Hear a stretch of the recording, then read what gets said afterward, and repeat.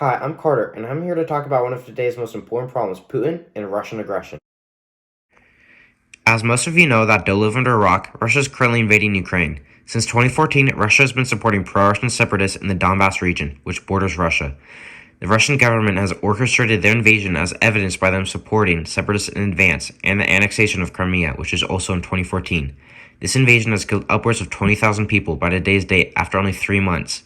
And the United Nations Human Rights Office of the High Commissioner recorded 9,197 civilian casualties as of June 3rd. The Office of the High Commissioner for Human Rights stated most of the civilian casualties recorded were caused by the use of explosive weapons with a wide impact area, including shelling from heavy artillery and multiple launch rocket systems, and missile and airstrikes.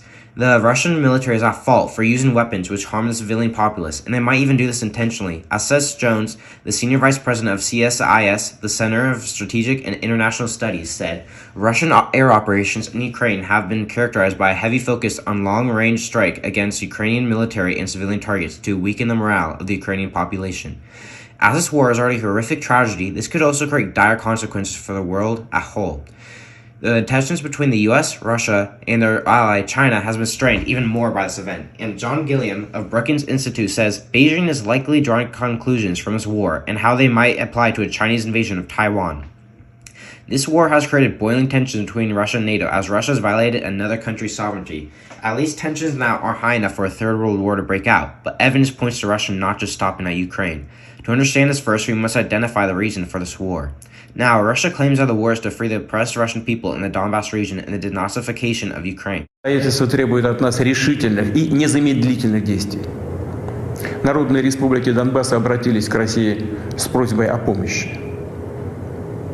В связи с этим, в соответствии со статьей 51 части 7 Устава ООН, санкции Совета Федерации России и во исполнение ратифицированных Федеральным собранием 22 февраля сего года договоров о дружбе и взаимопомощи с Донецкой Народной Республикой и Луганской Народной Республикой, мною принято решение о проведении специальной военной операции. Ее цель – защита людей, которые на протяжении 8 лет подвергаются издевательствам, геноциду со стороны киевского режима.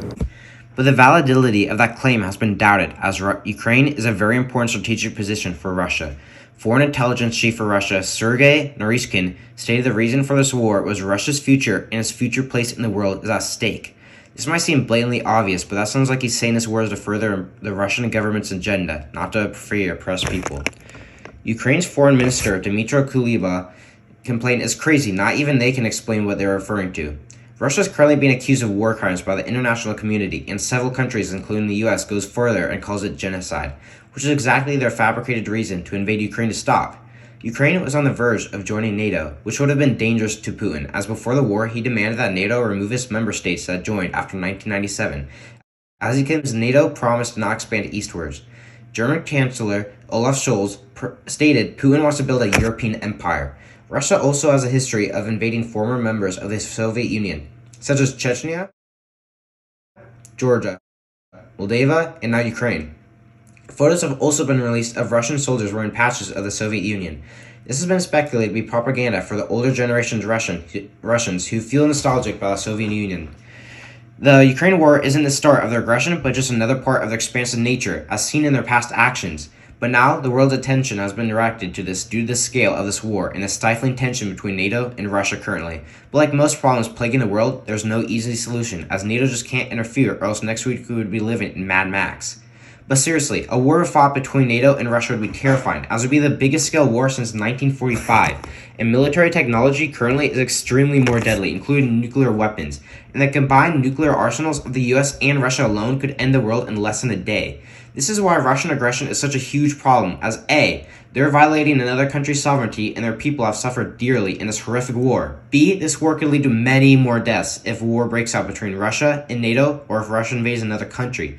So, how do we stop this? Well, many world leaders wish they could answer this right now, but as I stated earlier, they just can't fight the Russians, as it would cause many more deaths.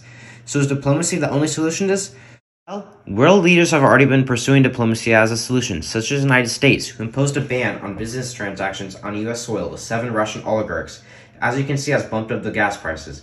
but diplomacy doesn't seem to be capable of stopping the Russian invasion. As in my interview with Stephen Pfeiffer of Center for International Relations and Security stated, there is still a narrow path for diplomacy, but based on what we've heard today from Washington, from NATO, the Russian military is not withdrawing from Ukraine. And there is a significant concern that, in fact, the Russians may be preparing for a military assault on Ukraine. I very much hope a way can be found to avert that, and that the diplomatic dialogue can arrest this, but things are quite concerning. As Western nations have already imposed heavy sanctions which crippled the Russian economy. The best thing we can do right now is to help lessen the horrors Ukrainian people are facing and donate to charities dedicated to providing aid. Some good charities you can donate to are Samaritan's Purse and Mercy Corps, who are both scored above 90 on accountability and financed by Charity Navigator that provide medical services to Ukrainians in need. You can also donate to Heart International and Global Giving that provide humanitarian relief to refugees and people in need and trying to flee, and they're also rated above 90 on finance and accountability by Charity Navigator.